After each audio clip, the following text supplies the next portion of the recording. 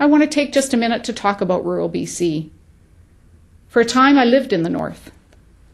I saw firsthand how much rural BC contributes to our province. We all depend on the wealth that rural British Columbians produce.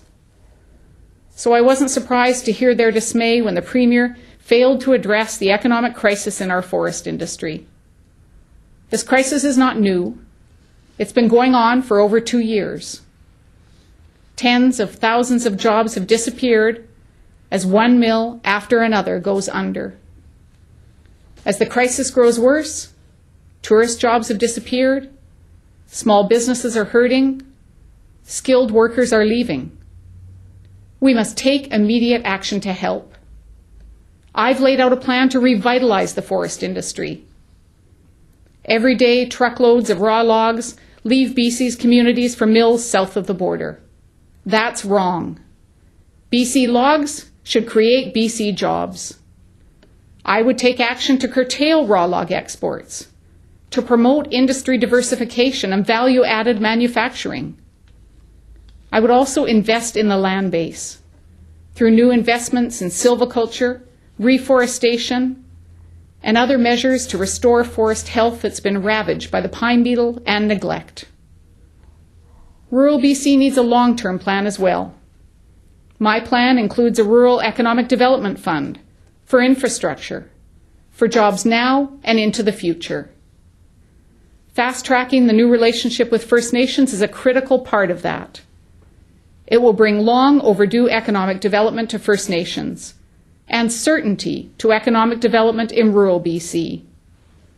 That certainty is key to future growth that will benefit all British Columbians. The proposals that I brought forward tonight require a new approach from government, an approach that focuses on the fundamentals, just like families do every day. British Columbians that I talk to are looking hard at their own budgets, finding savings where they can to make sure the mortgage and the rent gets paid, that their kids have what they need, that they're planning for the future. For average people, every dollar counts. It should be the same for government. If we do that, we can meet your needs and maintain fiscal responsibility. Now, some government waste, like the $500 million spent on convention centre overruns, can't be recovered. But the Premier could take action today to stop new waste. Right now, the government spends between $30 and $50 million on ads telling you what a great job they're doing. That's wrong.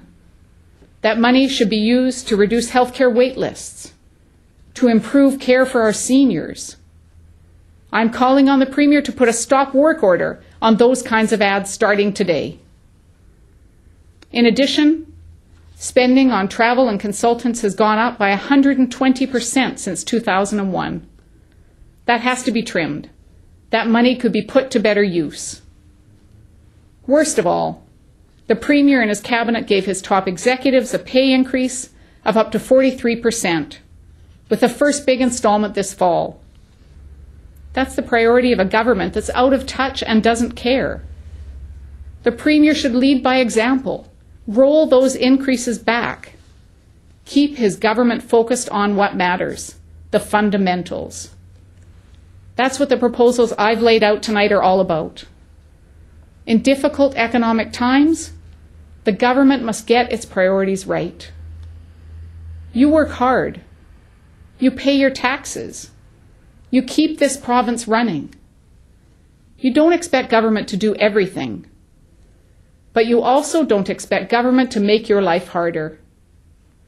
With your economic security at stake, we can't afford to wait another day. The Premier said he'd bring the legislature back a month from now. He needs to bring it back to work now. Now, that work doesn't stop today with one television address by the Premier and a response from me, the leader of the official opposition. Most economists believe that the global economic crisis will be deep and it will be lasting. It will affect every British Columbian in large ways and small. And of each of us, it demands a reordering of priorities and a focus on the fundamentals, not just for one day, but day after day. It requires government to reach out, to open up to the people of BC to be part of the solution, to treat everyone with respect, to understand we're all in this together.